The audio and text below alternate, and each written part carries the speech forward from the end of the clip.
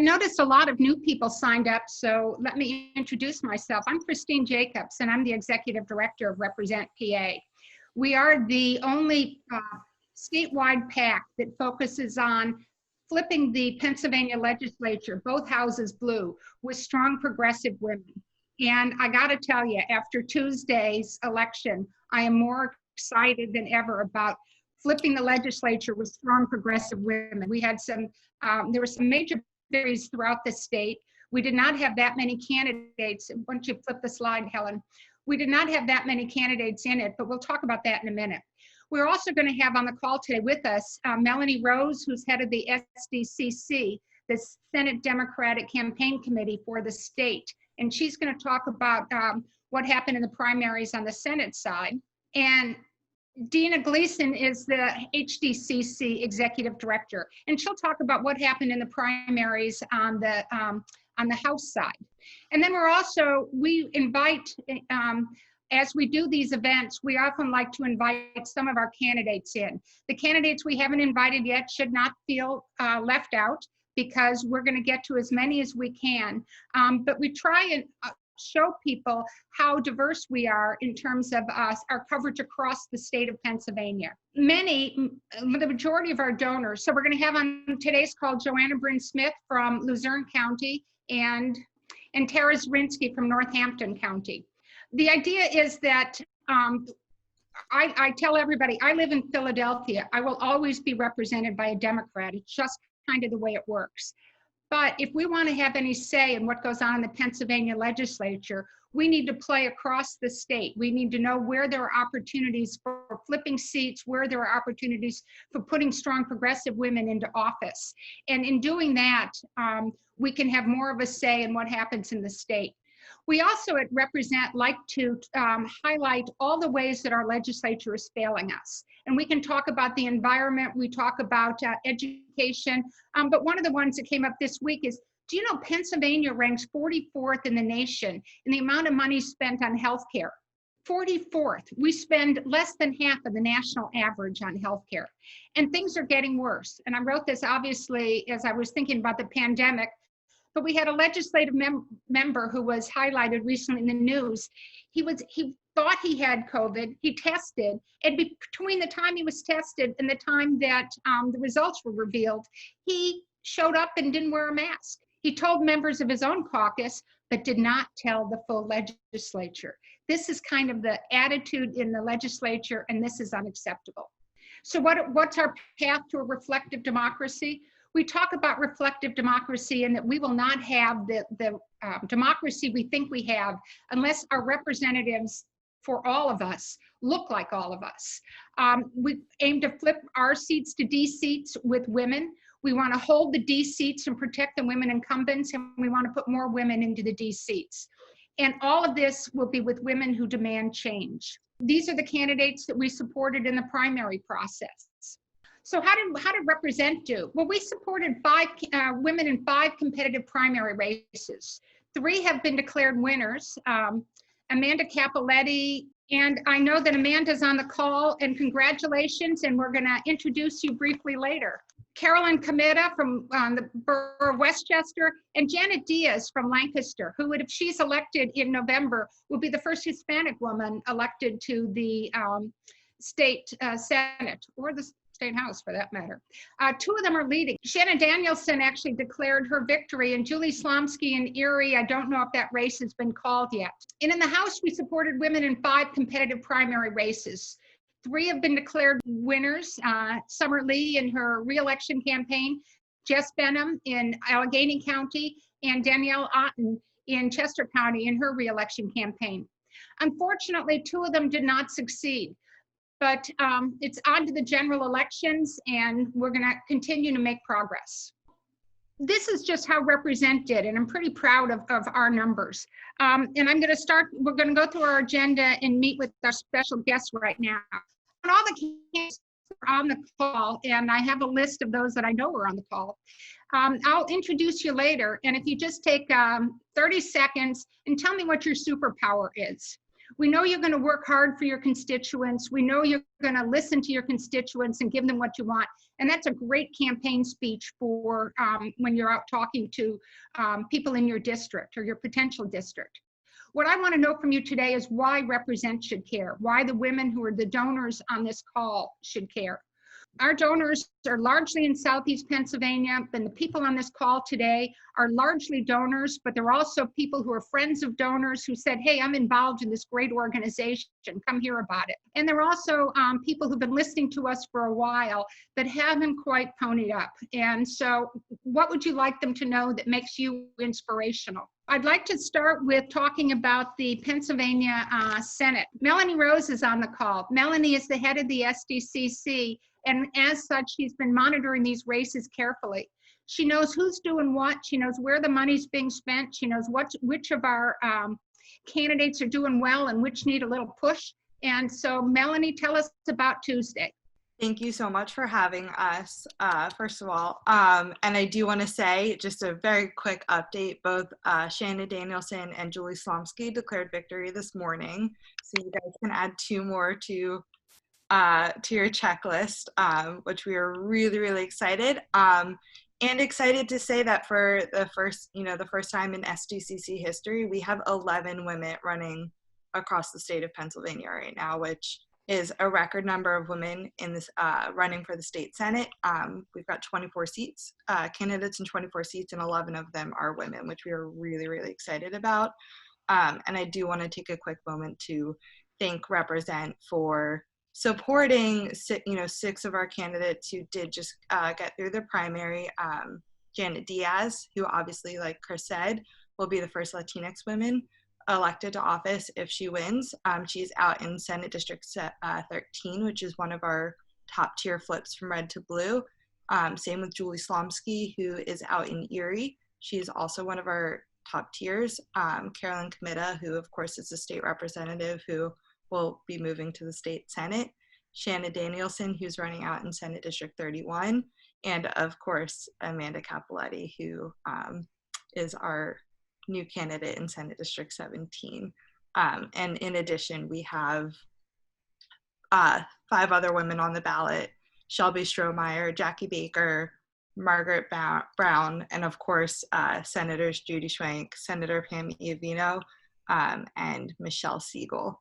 So we are really, really excited about all the women running for office. Most of them were in pretty competitive primaries where they had to learn to manage and spend their money. Of course, in the middle of a pandemic, they had to learn how to run digital programs, how to do field, run aggressive texting programs, and we're really, really excited to have all of the women that were elected, and we're excited to, get all 11 of them across the finish line if we can. Melanie, are we going to be able to flip the Senate? I know people have been very cautious about that, but I want you to inspire this group and tell them why their money is important, because money will help us flip it. If it's flippable, you tell us.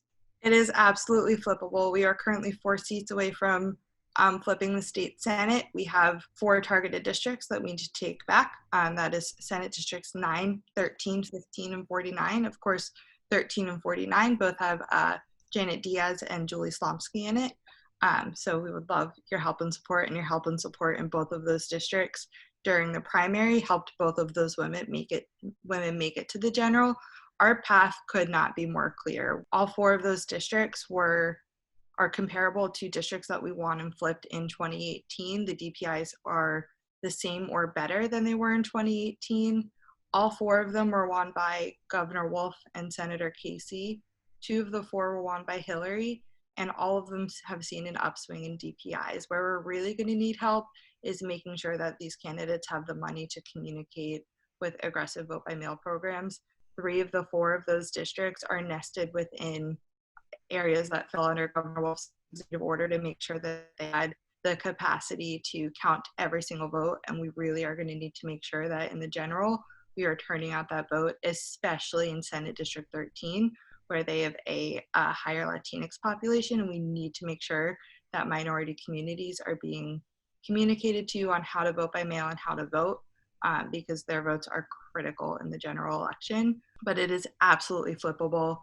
their money will be used on TV. 3 of those digital media markets are way less inexpensive than Senate District 9, which is of course in the Philadelphia media market. And we feel really, really confident given the DPIs and previous election cycles. I just saw a comment in the Zoom chat. Senator Pam Iovino, she is #1 on our defense list. She is our only senator who needs to be defended. Our other female senator, Senator Judy Schwenk, is in a safe Democratic district. DPI is Democratic Performance Index. Bill, to answer your question, Senator Pam Iovino out in Senate District 37, who won her primary or her special election back in 2019, is our #1 protect for all of our incumbents. That's great. Thank you, Melanie. Hey, is Pam Iovino on? I know she was on our list of RSVPs, no? Okay, we did send Pam some of our special money. We represent in, at the end of 2019, we endorsed Pam and gave her money for her special election. We gave her money as part of our endorsed and supporting and protecting our incumbents in December. We gave her more and we plan to continue to support her. One of the things you should have heard in Melanie's comments is money is the commodity. I'm sorry, but it is. I'm sorry, money is ugly. I'm sorry, it really is. Pennsylvania is one of the few states in the country that has no campaign limits for state offices, none. You can give any amount of money.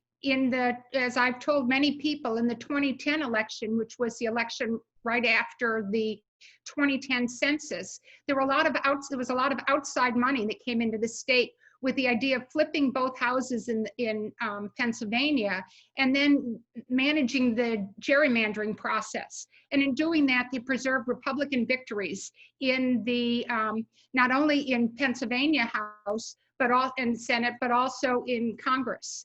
There was a Supreme Court process last year, which redistricted Congress, but those are going to come right back up for election again. We cannot get the House and Senate to act on things that are important to us without money. It's just the way it is. Melanie, what are your fundraising goals for this year? We have big fundraising goals. The Senate overall, we need to raise $11 million to flip the Senate. Obviously, two of those races are going to cost us about, 2 of our female races or women races are going to cost us about $1.5 million each. And the remainder will go to protecting Senator Iovino, which her race will be quite expensive, about $2 million to protect. And our remaining female candidates will also get small amounts of money, but in order to flip the Senate, we need about $11 million. And Represent plays in that. Do you know, when I looked up Julie Slomsky's numbers this past week in terms of her fundraising, her single largest donor was the Wolf PAC, which is money that Governor Wolf raises from his contacts. Do you know, Represent PA was her second largest donor, and that was a competitive primary, and that was just declared today.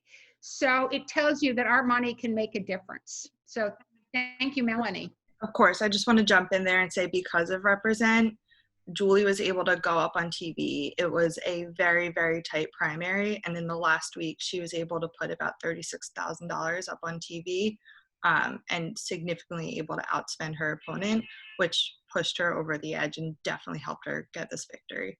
So thank you. Take pride in that. Those of you who are already Represent donors, those who are not, know that we could use you too. Dig deep. Okay, I'd like to bring up Dina Gleason next. Dina, as I said, is head of the House Democratic Campaign Committee. Dina. Good morning, everyone. Thank you so much for having me on today. I'm very excited to give some updates about our primaries and what the general election looks like for the House this cycle. So we had a number of fantastic candidates running in primaries across the Commonwealth, and I see a couple of folks on the call here today, which is fantastic. Starting out west in primaries that we had, there is a seat just north of Pittsburgh in the northern suburbs of Allegheny County that featured 2 really great candidates, but the woman who won, one was a man, one was a woman. Lissa Geiger Schulman will be our nominee in the 30th. That is a seat that is held by a Republican freshman right now. And those are my favorite seats to run in. They're uniquely vulnerable when they're freshmen. And your first re-elects are always tough. Lissa and her opponent both ran fantastic campaigns, and we've already had a post-primary campaign planning meeting with her. So looking forward to moving forward in the 30th. Looking at a few of our other primary races, I saw Deb Siamaka on the call. Deb was just declared the victor in House District 168, which is the Chris Quinn seat. We anticipate this to be one of our most competitive seats of the cycle. And certainly, given what happened in 2018, we're on a trajectory to flip a number of seats that are still held by Republicans in the Philadelphia suburbs. Primary-wise, we had a couple of incumbents who faced primaries, both Danielle Friel-Otten and Christine Howard in Chester County were successful in their primaries. Unfortunately, we did lose Ronnie Green, as you mentioned, which is disappointing. But we are still going full steam ahead for the general election with, I think, a very impressive number of progressive women candidates. I'm not going to be able to name all of them because I think I saw close to a dozen of our folks on the phone. I see Claudette and I'm going to introduce them after you're done. Yeah. Awesome, great. There are a bunch. The one thing that we're doing at the House this cycle is placing an unprecedented emphasis on incumbent protection. We've seen in the last few cycles, we've made gains in the House, and sometimes those gains are offset by the seats that we lose elsewhere in the state. So first and foremost, our campaign plan has been crafted around this idea of incumbent protection. And that includes 6 women in the Philadelphia suburbs that Represent was crucial in helping to elect in 2018. So thank you for all the work that you did to help us net 11 seats in 2018. And why I think that just shows why your investment and your time and your energy is so important. As we look forward here, again, we have a number of our Tier 1 and emerging race seats that will feature strong progressive women as candidates. I can go through the whole list. It's a pretty broad list.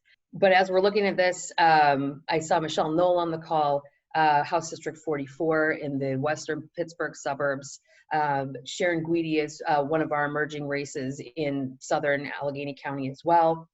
Emily Skopov in the Northwestern suburbs. And of course, being able to pressure Mike Turzai into retirement rather than face her was probably one of my favorite memories of 2020 so far.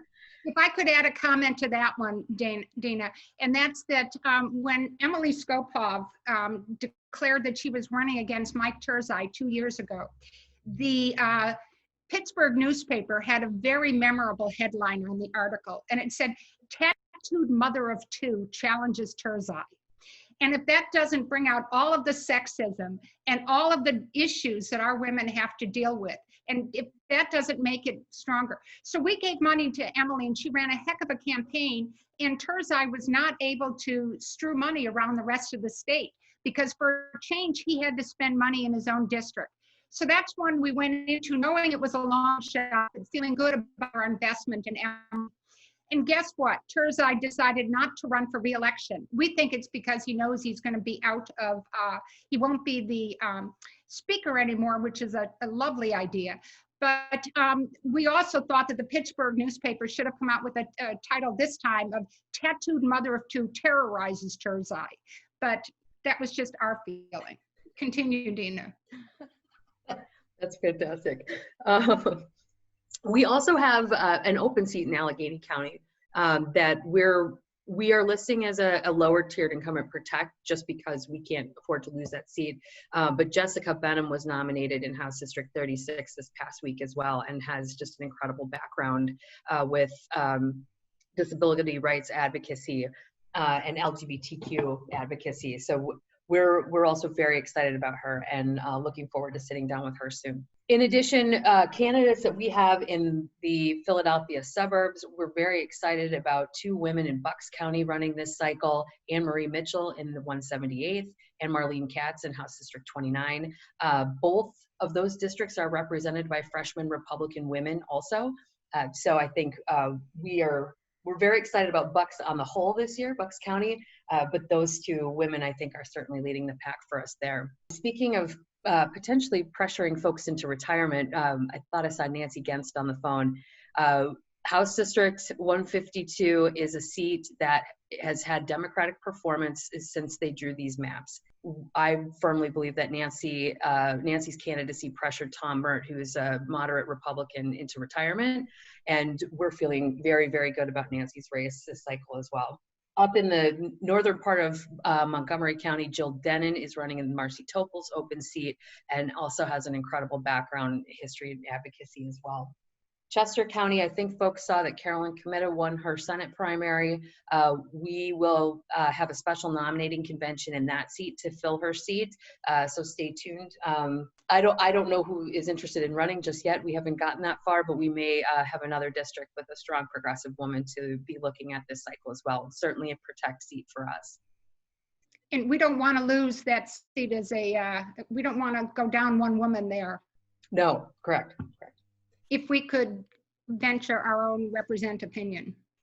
So I think with the House, and particularly how gerrymandered the seats in the House are, and just how rapidly the performance, even in these gerrymandered seats, trended in our direction in the past couple of cycles, the focus has largely been on these urban and Philadelphia suburban seats. But this cycle, we know that our path to the majority has to be a statewide path. We still have, after 2018, there were 39 seats held by Republicans that are held currently by Republicans that Governor Wolf won. We know we can have a map as big as we need to flip this chamber, and we have still more amazing women candidates running in other key areas of Pennsylvania this cycle.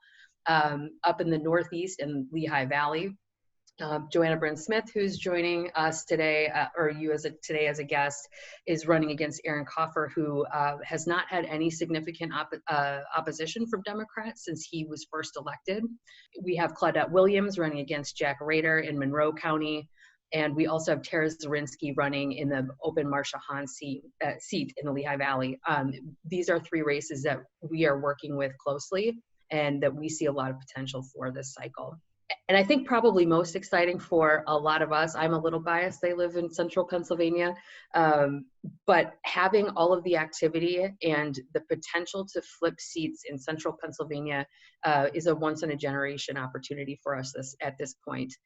Scott Perry is one of the most vulnerable Republican members of the U.S. House, and we have a number of nested districts, both from Melanie's perspective and from mine, that sit in that 10th congressional district or just outside of it. Two of our Tier 1 seats in central Pennsylvania include the 105th, which happens to be the district of the Republican representative who hid his COVID diagnosis from the entire chamber. We have Brittany Rodas running there.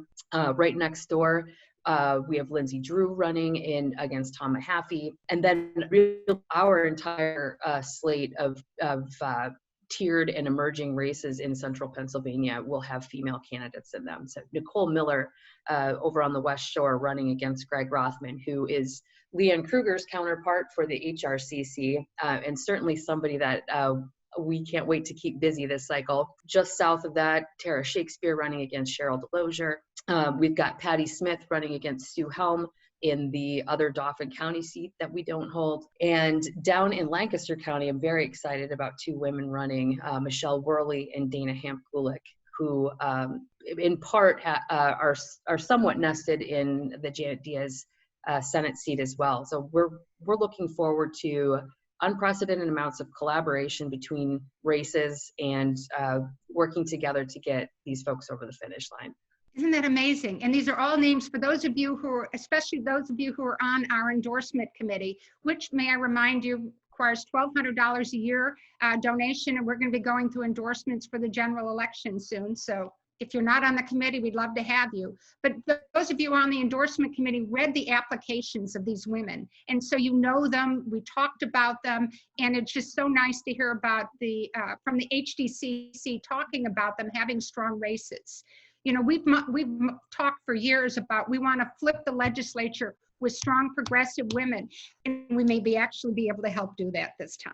and the way we're able to do it, last cycle, we invested a total of $200,000. In 2016, we invested $58,000. Last cycle, we invested $200,000 in races around the Commonwealth. This cycle, we did $205,000 at our endorsement committee meeting, but we'd already done some special elections, and we'd already done our incumbent protection money. So we're in for $250,000 so far this cycle against $200,000 last time. We started the year saying, oh, maybe 300, maybe 350. I don't know where we could go. We've now decided our new audacious reach goal is we did $200,000 in our spring endorsements. We want to do another $200,000 this year, which will bring us up to 450. And money will make the difference. And so that's why we're working as hard as we can to push these things along. Dina, thank you. I want to give us over for 5 minutes to each of the two. Again, I randomly choose special guests to come in. So Joanna Bryn-Smith, are you on? Yep, I'm here. Sarah first. Yeah. But I also want to point out that we got a special request from Joanna for this event that her mother doesn't get to hear her talk very well. So is Mom on the phone also? I'm not sure. She might Somebody have. on the phone is Joanna's mom. Raise your hand, or you know. But No, she tried and couldn't get it to complete loading. okay, That's fine. Thank you for giving her the extra ticket, though. no problem. No matter how many times I tried to explain how to turn your computer on, Mom. Sometimes she's a whiz at these things and doesn't know things or knows things that I don't know. And then sometimes, but I appreciate it. I'm sorry. Oh, no problem. So Joanna, you're running. I am running. In, I am so excited to run. in 5 minutes, tell us who you're running against and why you're going to be better and what your superpower is. Well, Seems like she's frozen. Who's frozen? Okay, well, we unfreeze her. Let's bring on Tara Zrinsky. All right, can you hear me? Yeah. Hi, Okay, Tara. great. Hi, how are you doing today? Good. Welcome to Meet the Candidates. Tell us Thank about you. your race. Well, first, I just want to thank you so much for supporting me in the primary. I very much appreciate your donation and your support. That's been very important for me. I am running in the 138th district, and the seat has previously been held by Marsha Hahn and Republicans for almost 25 years. My current opponent is Ann Flood. She had a primary against Tony Tarsi and only beat him by a small margin. I was very fortunate to talk to a lot of Tarsi's constituents, or the people, or Tony's followers who supported him. And I think I can make a lot of inroads. I do live in a Republican-dominated area, but I think I can make inroads with that group, even with my progressive politics. My superpower, I'm reminded of it every day by my son, who's 10 years old, and he is, we're basically running Camp Mom, Camp Bramall this summer. And we were trying to go over what we were going to do in our camp to schedule it, different weeks, different activities, so that we can get some structure. And we were talking, and he goes, "Mom, you know what you're the best at?" And I'm like, "What?" He goes, "You can do anything. You can handle so many things at once, and you're the hardest worker I've ever met." And I mean, from a 10-year-old, you know. Quite an endorsement. Now, how do we get the rest of your constituents to see that? I think my constituents know that. Many of my followers, I have a great team assembled. I have a campaign manager, Maria Andrews, who used to work for Maureen Madden. Dan Friedman worked at a high level on the Bernie campaign. Josh Siegel is my political strategist. He's worked on many local campaigns. Jamie Hammond is digital. She's worked on many political campaigns. And Brenda Reiner is my data analyst. So I've been able to assemble a team, and together we're getting our message out. I think many people know that I'm a hard worker already because I am a Northampton County Councilwoman, and I am chair of the Energy, Environment, and Land Use Committee in Northampton County, and I am a member at CCAP, which is the County Commissioners Association of Pennsylvania. I sit on the Airport Board Authority for the Lehigh Northampton Airport, otherwise known as ABE. And I am a board member of the conservation districts as well as the Wildlands Conservancy. I am involved with many of the local national grassroots organizations here. ROAR, Lehigh Valley for All, PA Stands Up. I've aligned myself with the local NAACP and attend so many meetings that I think people know how active I am, and how, as a single mom who is a county councilwoman who also teaches as an adjunct at Northampton County Community College and is in solar sales, balances all of this with running Camp Bramall. I mean, I think I show people every day how hard I can work and how hard I'm willing to work. Recently, there was an environmental issue that happened locally. A cement plant pumps went down and there was a fish kill.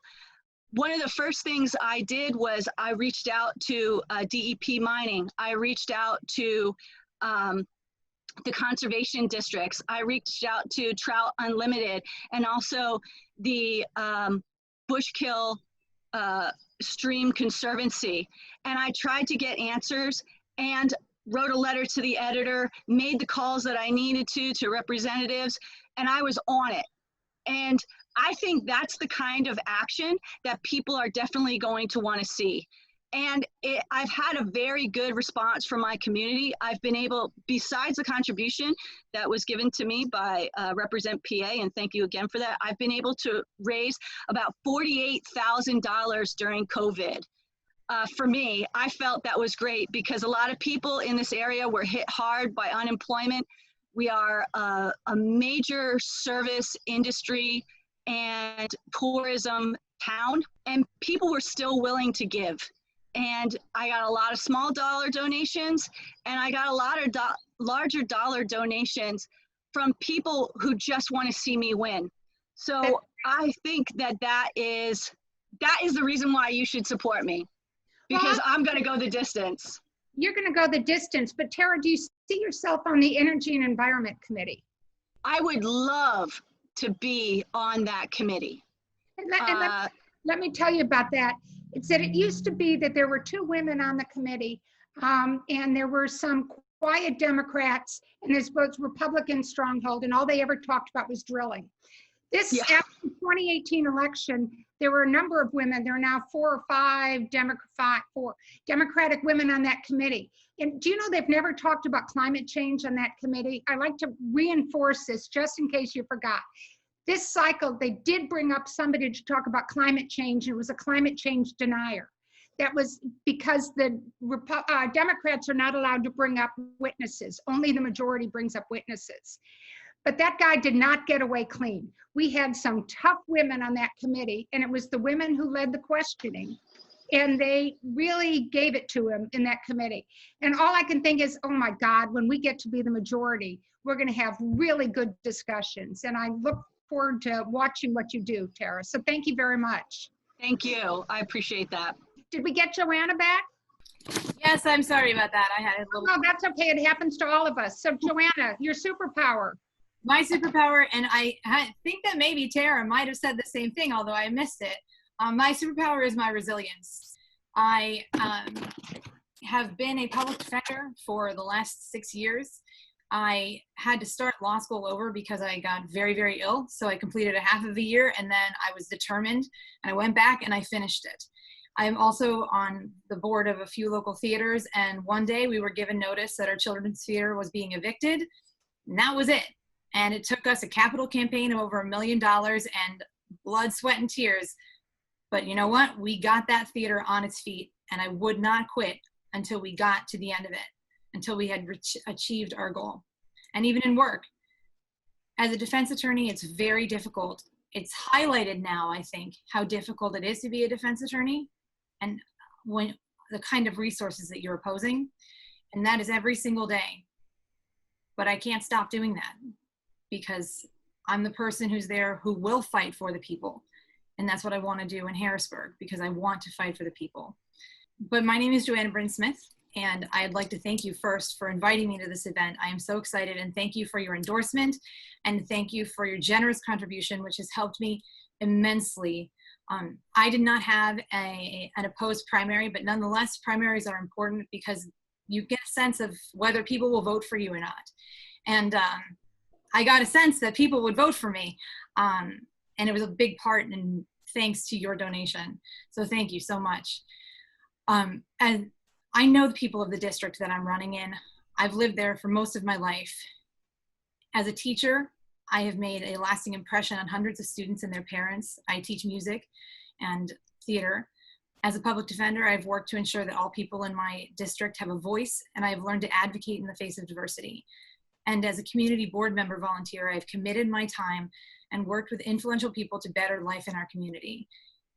I grew up with principled progressive parents who taught me that all people were equal and that all people did deserve the same rights.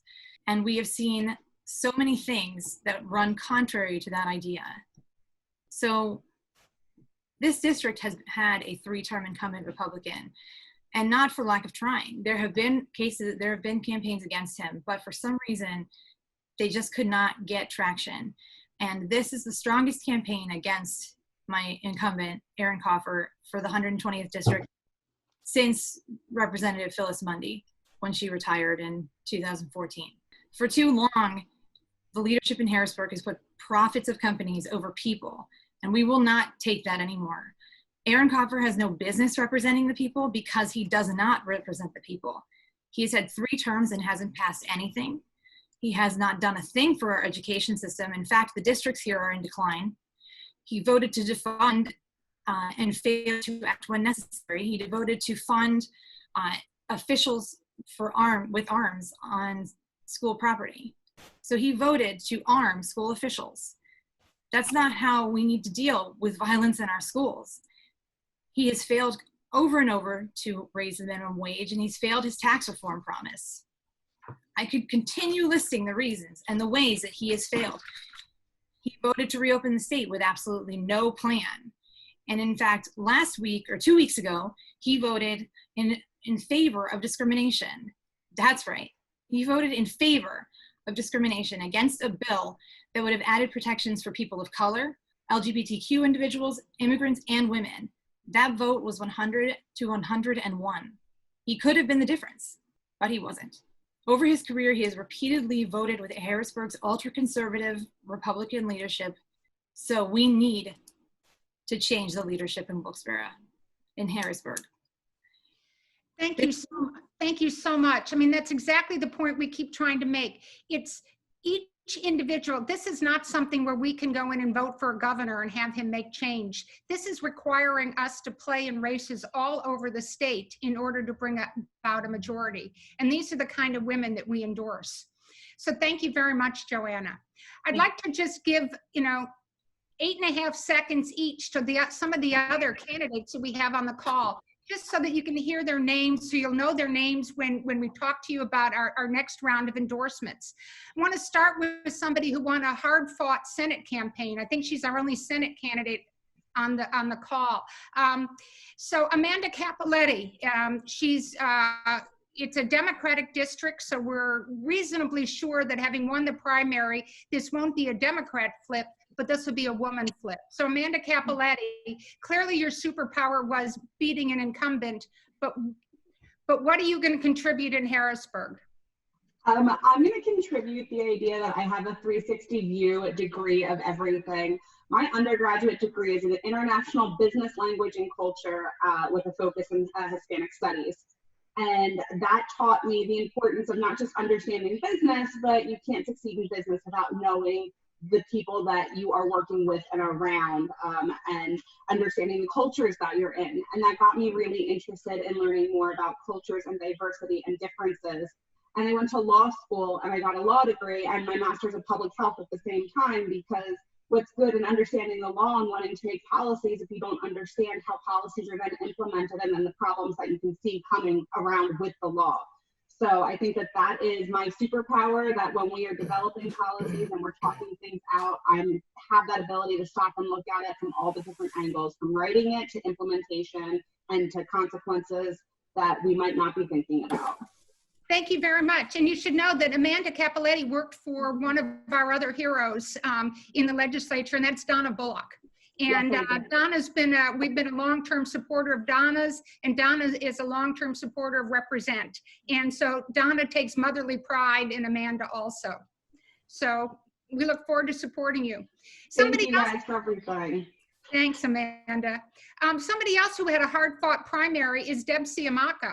I have special feeling towards Deb, although she doesn't remember my children. She did teach 2 of my children at Conestoga High School in government classes. And Deb is a military veteran and had a primary. It was a tough Democratic primary.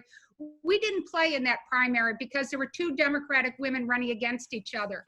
But we'll be so happy to support. It's a very, as Dina said earlier, it's going to be a very difficult district. You got to remember, we got to pick up 9 seats in the House. And this is one that we're going to be watching carefully and we're going to be supporting.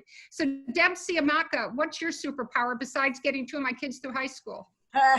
Well, as you said, I'm a former Marine Corps captain, manufacturing manager, and I taught high school at Conestoga High School for 19 years. And I think my special power is my ability to inspire kids. I taught over 3,000 kids in my time at Conestoga.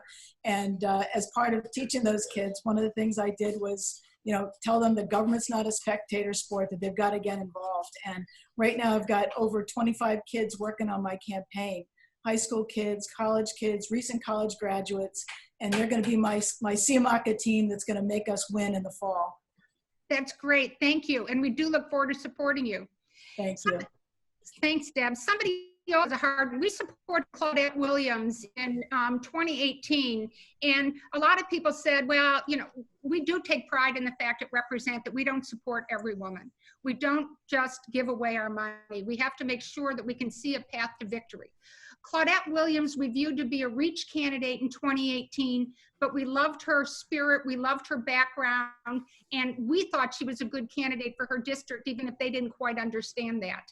So Claudette's one of those people going after a freshman Republican. Claudette, what's the path to victory now? Good morning, everyone. Thanks for having me on. Our path to victory after this primary election, our incumbent Raider, of course, lost. I mean, it was not a tested primary, but our scores, the Democratic scores that we received voters, was higher than his. So of course I know they're now running scared. And we meant to continue to expand on vote by mail. But my superpower is passion without anger, and also to channel that passion into action. And that's what our intentions are, just to make sure that whatever my district is getting the service and it's been represented in Harrisburg. That's great. And one of the other things Claudette may not tell you this, and she may not even believe this, but I believe it, is that she has worked for the last 1.5 years on making sure that everybody in her district knows who she is. The other thing that Claudette had in her back pocket was she knew Represent would come back for her in 2020. She came to it. We had an event in January of 2019 in Harrisburg where we brought any of our donors who wanted to come, and all the women who we'd helped to elect all came to the gathering. And Claudette came, not that she'd been elected, because she wanted to remind Represent that she was going to be back in 2020, and just to make sure that we knew that we were going to be supporting her again. So Claudette, we're with you. Thank you so much. Appreciate it. Next one I want to bring up is, I'm looking at my list here, is Nancy Genst. Nancy was on our last call when we just had basic introduce the candidates. Nancy, are you there? Hello, Christine. Thank you. Thank you, Represent, for everything you've done for our campaign so far. It has been extremely helpful. My whole thing is about bringing compassion and empathy back to the House floor, and the ability to listen to our people and what they need. There's so much gridlock there. It's disgusting. The other thing is we had wonderful numbers in the primary.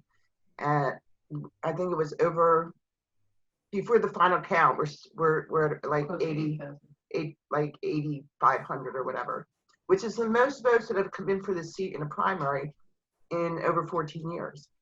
So very happy to see that. And our fundraising has been going really excellent. And I think a lot of that, you know, you gave us a great push, and then we just went after a ton of different endorsements, which has really helped out a lot as well. So our budget is basically between 150 to 200,000 for this race. If our incumbent had not retired, it would have been 3 times that. So so we're doing pretty good here, and I just can't thank Represent enough. Thank you very much. See, they're all making my pitch for me of why we need more money. So it's pretty good. Lindsay Drew, how are you today? Thank you so much for allowing me this opportunity to chat. And it has been so inspiring to hear from all of these incredible women, including the incredible women running the HDCC and SDCC this morning. So thank you. I'm running, as Zena mentioned, in one of the seats in Dauphin County. And we've been really excited about this campaign for a long time, but post-primary, we are even more excited. And the support of Represent PA absolutely helped in our conversation getting through the primary. I was fortunate to not have a competitive primary, but my opponent, Tom Mahaffey, did. He's seeking his 3rd term, and I'm so excited to report that he received less than 50% of the vote in his primary against 2 other candidates. He will go on, but he is vulnerable, and he had to spend well over $150,000 to win his primary, to only receive about 45% of the vote. So I consider that a referendum against him. And I am looking forward to being the person to take that seat in November and to be the first woman ever in the 106th district to represent our constituency. Our turnout was incredibly strong. I had more than 2 times the total vote count numbers that Representative Mahaffey had. We had several municipalities within the district had a higher Democratic turnout in the primary than the Republicans for the first time in anyone's recent history. Our mail-in ballot counts were through the roof, and people are fired up and ready to go. We have so many great positive things to look forward to. We're part of Senate District 15. That is one of the targeted districts to flip there. We're inside of the 10th Congressional District. So we're gonna get Scott Perry out of office as well. And we just really have a great team. There's 4 women on the ticket in Dauphin County for all 4 of our legislative district seats. We have the ability, we're the only women so far. I guess I'm not sure what happened, you know, what the final Auditor General race is, but it looks like we could be the only women on the ticket. And I'm so proud of that, because I know that I bring a history of experience, of servant leadership, of compassion, and a track record of action speaking louder than words, which at this time that we're in has never been more important. I'm a school board director, a self-employed business owner, a single mom. I have my hands in a lot of things, and I understand what my community is looking for in terms of a voice to be represented by, because people are tired of not being heard. And so I cannot wait to flip this district. And I really appreciate the help of Represent, because it has significantly moved the needle. I've raised over $63,000 or $64,000 so far this cycle, and I'm just super excited to punch the gas all the way through November. Fabulous. Thank you, Lindsay. We feel your enthusiasm. Anne Marie Mitchell. Good morning, everyone. Good morning. I have to say thank you to Represent PA as well. Not only was the contribution super helpful, but it just it's really uplifting to get the kind of support of an organization like Represent PA. It really is emotionally lifting. So I'd like to share some good news as well. Although again, Bucks County isn't done counting. I'm happy to say that I'm just looking at our results as of last night, that I'm over 1,100 votes higher than the Republican incumbent freshman, which is interesting. It's not something we typically see here, and hoping to maintain that distance as they finish counting the votes today. In fact, hopefully maybe we'll even get a little bit bigger spread. So that was amazingly good news. It tells us that the mail-in ballot effort that we did helped us get out voters in the primary who normally wouldn't perhaps vote, because that number is pretty robust.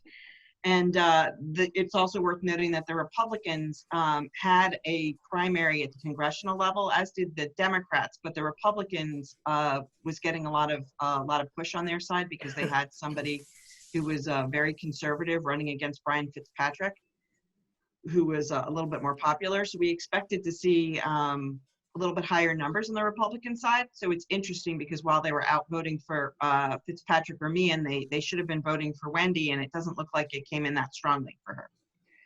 So it feels like a very flippable seat now.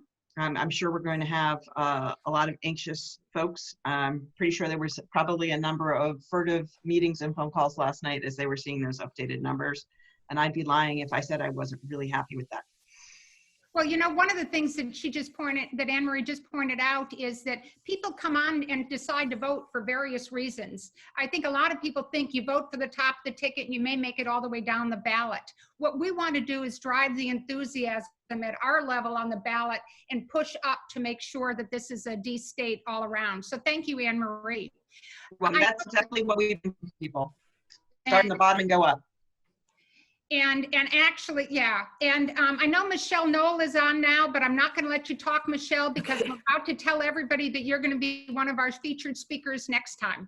Okay. The other thing I wanted to make sure you all heard on this call is, you know, some of the comments that some of these women made. One of the things we noticed, and it wasn't intentional, but during the 2018 election, we helped to create community. We introduced candidates who didn't know each other by having them at a Meet the Candidates night that we had. And in 2018 at our Meet the Candidates night, long after our donors were gone, a lot of the candidates were still talking and comparing notes. Some of them decided that night to share campaign offices. And once they got to Harrisburg, it's been so exciting listening to these women talk about how they rely on each other. I don't know anything about the environment, but so-and-so does, and I help her on this. Or there's another woman that we helped to elect last time who everybody says she's their go-to. Ooh, I didn't have time to read all of the legislation, but I went to Wendy, and Wendy reads everything, knows everything, and I know I can trust her opinion. And this is the kind of community that we're trying to develop here. This is what women do, and it's been a byproduct of this. So thank you very much. So I want to tell you what the next phases are in our breakfast meetings. We're going to be coming out with our endorsements. We're going to be letting you know for those people on the endorsement committee. We're going to have a series of events, though, that focus on different issues. There's a lot of discussion around inequality in Pennsylvania, inequality for people all over the country, inequality for people of color, inequality for people of different backgrounds. And so what we want to do is not go in and say, let's fix inequality, but let's focus on some of these issues where once we flip the Senate and the House, we can make a difference. So Donna Cooper, who's the head of PCCY, the Pennsylvania Council for Children and Youth, I think, is going to come in and talk about why our education funding is so unequal and what is going on and why Pennsylvania has, of every state in the country, we have the largest discrepancy between rich and poor school districts because we rely so heavily on property taxes. And why the district that Deb Siamaka taught in is so highly rated, and they get new computers every year, and they have, you know, well-funded. And we had an event a few weeks ago with Shanna Danielson, who talked about they teach people keyboarding in her school district with broken keyboards and aren't connected to anything. And this is the kind of inequality we want to talk about here. Senator Lindsey Williams from Allegheny County is on the Senate Education Committee. And she is one of 4 Democrats and the only woman, and they never bring up issues of inequality on that committee, and why it's so important that we flip the Senate and the House so they can talk about these things. And then, as I said, Michelle Knoll will be on, and Emily Skopov, and anybody else who wants to come in and chime in about their education is always welcome with us. And that's going to be Tuesday, June 30th, and watch for the invitation for that one. The one we're working on after that goes into some of the issues around criminal justice reform. You may have seen yesterday that a lot of the House Black Caucus was talking yesterday, and they actually took over the House chamber yesterday to try and get some of their issues that they're talking about in terms of policing on the agenda. Mike Turzai, who is leaving, thank goodness, because we terrorized him.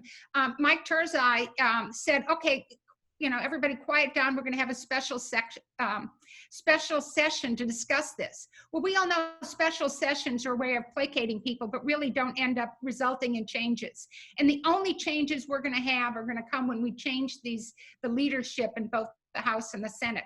So I'm working on the agenda for that one, and watch for that one in the future. You're also free to schedule an event with your friends.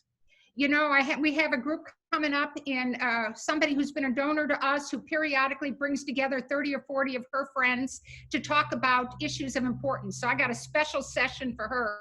And anybody who wants to do something like that, has a special topic, please let us know. Because we want you to think of this House and this Senate as your representatives.